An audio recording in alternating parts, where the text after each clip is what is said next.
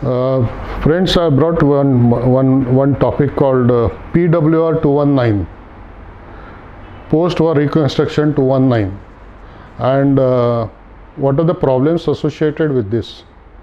So this is basically a type of land which has been basically not land where residents are staying.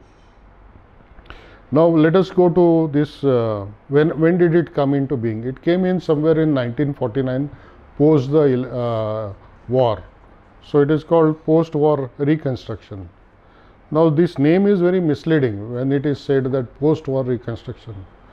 It has no relation with what it has been, with the work that has been associated with it.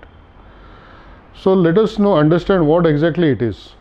So the land has been granted by the Revenue Department under Maharashtra Land Revenue Code to the cooperative housing societies directly, and that time in 60s there were housing boards, MHB and others basically. I think there were three various boards which did the construction of housing. They were called housing agencies. So the lands were given to these housing agencies and to the cooperative housing societies directly. I would like to add that the lands were purchased by the government for the purpose of housing at that time, you can say those whatever market rates were there. And what was the market rates basically? Because for almost since independence to almost late 60s, the land rates were low.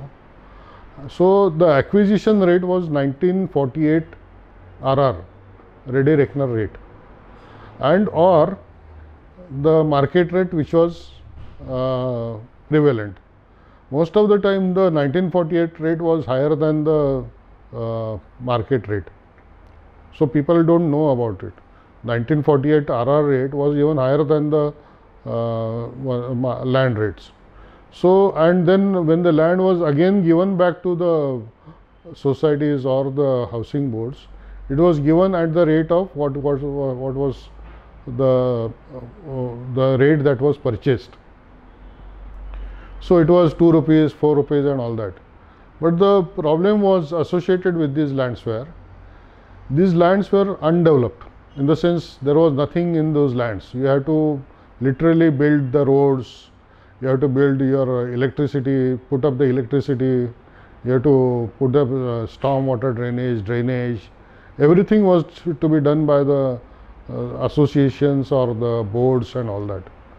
For example, there was a association, say 30-40 plots were given to some area. They were asked to make an association and develop the infrastructure. In case of housing agencies, they used to develop the infrastructure, and also they used to build up the buildings and then sell the flat or give it on rent. Later on, initially they gave it on rent, later on they sold the flats also. Now what is the role? So where does this post PWR 219 scheme come into being? Basically, PWR 219 scheme was basically to ensure that lands granted to SC/ST community have to be ensured that there is a certain percentage of SC/ST people or members in that society, which was 90%, and 10% would be from the open category. So lands were granted to the cooperative housing societies, where the society was having 90% members from the SC/ST category, and if there was 10% members from other open category, it was okay. So that was what the scheme is all about. Now, so there are three types of land which are coming under PWR 219 scheme. Those that have been granted directly to the cooperative housing societies by the Revenue Department. Then the housing agencies were all combined together and formed Mhada. So under Mhada, whatever lands were granted to the PWR or given to the PWR 219 to the SC/ST category, that is one type of land that was there. and third was some private lands where the lands were given, lands were purchased by these people, SC/ST people, category people, and then they took some benefit like loans or something from government agencies, or some grant was given. So there are three types of lands that are coming into PWR 219 scheme. One is that direct grants from Revenue Department, the second type is Mhada, and third is private lands. Now you have to maintain. So what is the role? How was this done?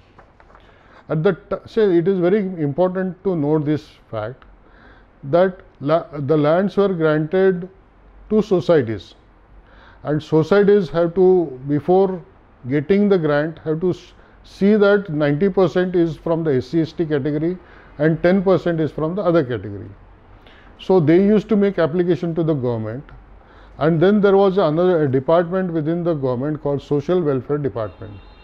Now this Social Welfare Department's role was to see that this 90% is authenticated, whether this belong to the SC/ST category or not.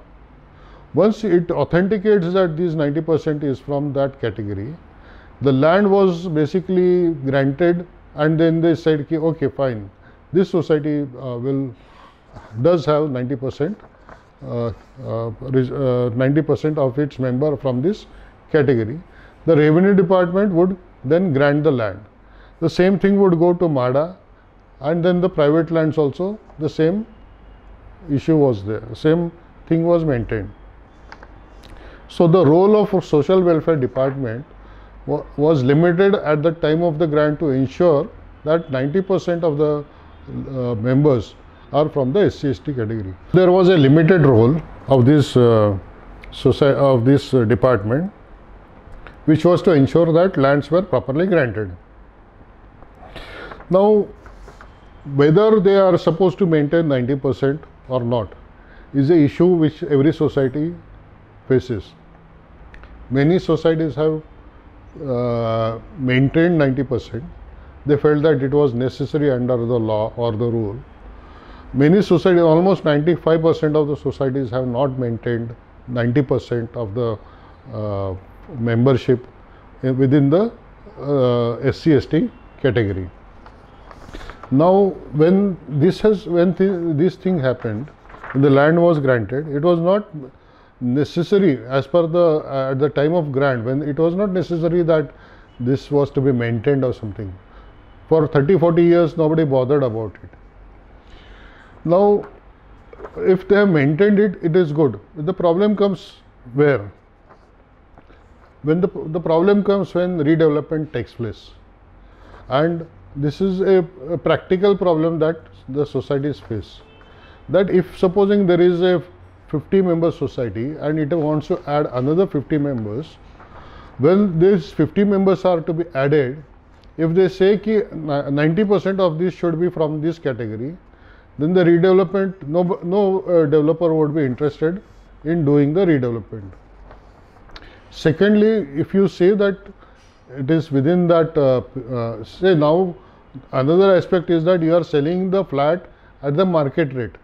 So what happens is they go for redevelopment, and the collector says that when they give the grant, the collector says, okay, you can maintain 20% on the within the next additional members that are there, you have to maintain 20%. But the Social Welfare Department insists that 90% of the new members should be from the SC/ST category. This is where the problem comes in. So what has happened? There were some societies which have gone for redevelopment in this type of land. One of them was the prominent, we have this Dinanath Cooperative Housing Societies, then there is Sangam Society. Now Dinanath was the first one to go to the High Court, and in the High Court said very clearly that at the role of the Social Welfare Department was to see that at the time of grant 90% of the members should be within this category. And it quoted from the earlier Dr. Bharadwaj judgment that this kind of restriction is before the grant of the land. Once the land is granted, the society basically and the buildings are built. This restriction cannot be kept unless the society wants to keep it. It is the society's discretion or the decision what it wants to do with its members. Second thing that the High Court said was that a society, cooperative housing society under section 19(1)(c) is now a constitutional body, and basically the freedom to have its own members, to decide who it wants to have its members, whether from the SC/ST category or not, is basically the society's freedom, and it cannot be encroached upon by the government. So that once it is made, and it gave a decision in favor of Dinanath society. Later on, other societies like Sangam and others have taken benefit of this judgment. Problem is that how long every society can keep on going to the High Court. I say last year Naik Nagar society, basically the building collapsed and 19 people died. It was within this PWR 219 scheme, and I know that it had tried for redevelopment many times and it was not able to do it. One of the, of course, there were problems within the society. There were a lot of differences of opinion, but the problem basically comes is that because of the restrictions that the government puts in. Say, first of all, it comes under the collector land, then it comes under the social welfare department. Now the social welfare department insists that if you are not having 90%, then you cannot go for redevelopment. So this violation, the so-called violation, becomes a reason for which these societies cannot go for redevelopment. Now buildings are collapsing, people are dying, but these people basically, this the bureaucracy or this government employees or the political class, basically all are not willing to budge for what they are asking for. And these violations actually are not a violations. Membership transfers, we can give an amnesty scheme and remove this problem and let the society go for redevelopment, basically go for freehold. Rather, I will not say redevelopment, because all this, getting the lands under a department and all that are basically Jagirdari systems, which are basically from the British times, and this should all go away and the land should be made freehold. So why does the restriction not removed? Why is the restriction not being removed? In this case, there is no revenue to the government. You will be surprised that social welfare department does not get any transfer fee for every sale that takes place. Why is the government holding on to this power? Why is it not give away this power where it says it wants to authenticate this membership and all that? It does not get any revenue for the membership transfer. Neither social welfare department nor revenue department gets any money. So there is no revenue. So this is where the ulterior motives of the government comes into focus, or you can say brings out the ulterior motives. And that is, for every file you have to, paper that you put up with the government, you have to put the paperweight. That is the only reason why this power is being held up. Not only this power, but many other powers are held up by the government. It doesn't want to give away these powers, and these ulterior motives are more damaging to the society at large, and it is so dangerous that now people's lives are at stake. So how do we solve this problem? We have to go to the political class. Recently, Varshate Gaikwad had raised the issue in the assembly, and she had put it very strongly that this has to be resolved. The second issue is that they can make a public interest litigation in this case, because various judgments have come, but this problem has to go away, because now the lives of people are at stake, and you cannot keep on dragging these problems for a long now. So this is about the PWR 219 scheme. Thank you. Jai Hind.